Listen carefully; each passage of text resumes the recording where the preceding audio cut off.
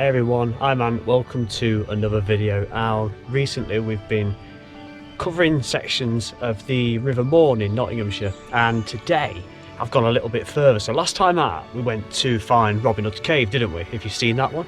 If you've not, you can watch that up there. I'll put a little link up for it. Today we've headed off over towards the village of Haughton and also where the site of Bevercotes colliery was. And look at this, what we've found. This is Haughton Chapel. And it's absolutely beautiful. It's an ancient listed monument. Okay, where are we today? Well, what we've done, we've headed along the River Maun a bit further from where Robin Hood's cave was. And you see on the left hand side we've got Beaufort, we've got Haughton, and on the right we've got Lown Hall. Now directly at the top of the picture is the former Bevercotes colliery, which closed around about 1993. On the left, from the colliery going down Haughton, you can see the old Bevercotes colliery railway line. Now crossing from left to right from the railway line, you can see the River Maun. And directly in the centre of the map where the River Maun crosses, you can see a little square shape which is made up of trees. And if we jump in to a zoomed in image of the same map, that little square section of trees, Haughton Chapel, is nestled within that little square of trees. Now it's believed to have originally been made of wood around about 1000 AD, and it was generally gradually rebuilt in stone from the late Saxon and Norman years. So the River Maun, that is just through those trees there. So we've not actually seen that yet. We're going to try and get near it because, you know, it'd be nice to see it again. Apparently there's also graves buried. Now, although none are visible, it was used for burials in the surrounding ground. So, you know, rest in peace all those souls. Whether they're on the back and on the front, I'm not too sure. And there's also another little sombre little mention of an aircraft accident which happened nearby to this area. We'll talk about that in a little while. Now, since 1257, this chapel has been dedicated to St James, and it is also related to the Church of St Edmunds, which is at the nearby village of Walesby, a couple of miles away. Now, there was a period of 1509 when the property, they formed an enclosure around it, and the chapel was abandoned shortly after that time. There was a little village called Haughton situated around here, but little or no trace remains, and it's led to believe that that village was also abandoned around about the same time as this beautiful place and another little place consigned to history. Now, in the 1970s, English Heritage, now that listed the property as a scheduled ancient monument, which means that the place cannot be excavated or demolished at any point in the future. It was then upgraded to be put on the danger list as recently as 2011. And it's believed that unless some sort of preservation work or just general looking after doesn't take place soon, it could be lost forever very, very soon. So let's have a good look around.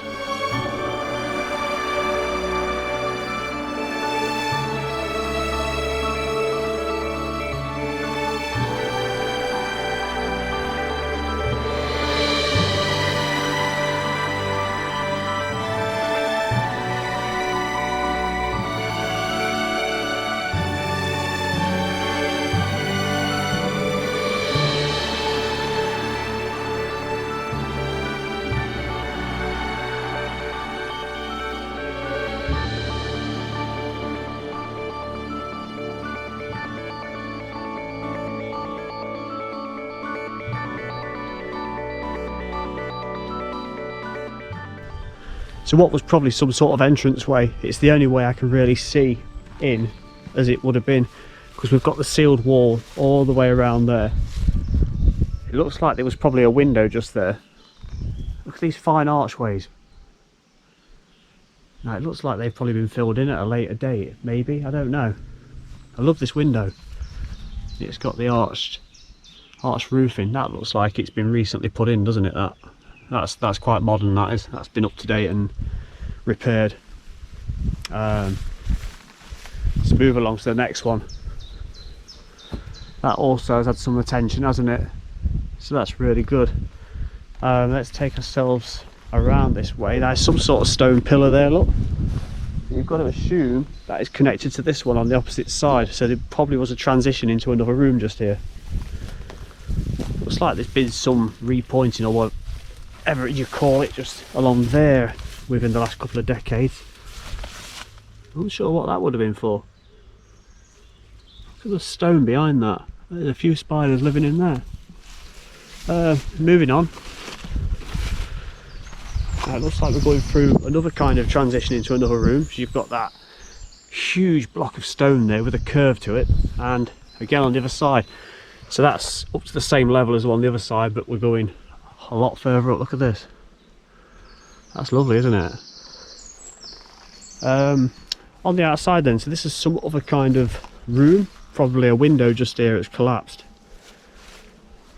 And then this bit gets raised and we can get up there just about with my legs, and we're on the outside.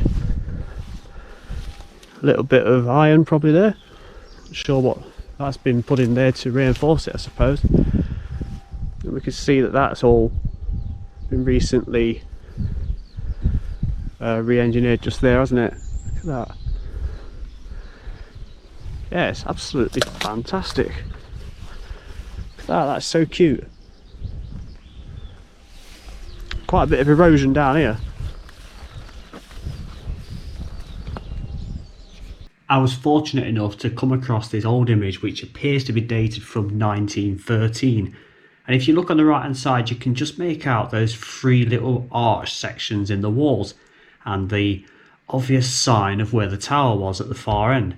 So if we jump to an image that I took myself, you can just make out again where that big huge window below the tower would have been. You can just see the bottom of where the window frame was, and the three arches on the right hand side.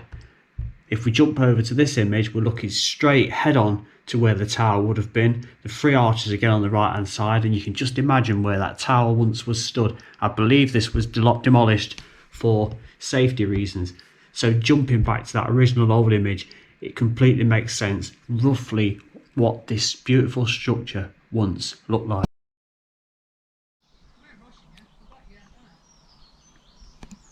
And here's the memorial for that aircraft accident I was saying about earlier.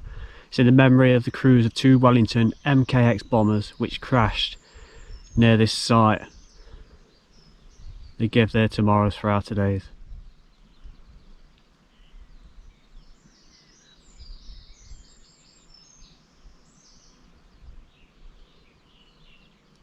So how absolutely amazing is this? What is literally on your doorstep that you're just not aware of? And it's nice. I've got to thank Jim for letting me know that this was here, which I believe he even found by accident. It's brilliant. It just encourages you to get out there and enjoy what's around you, doesn't it? Thank you so much for watching. Take care, and I'll see you very, very soon. See you soon. Bye bye.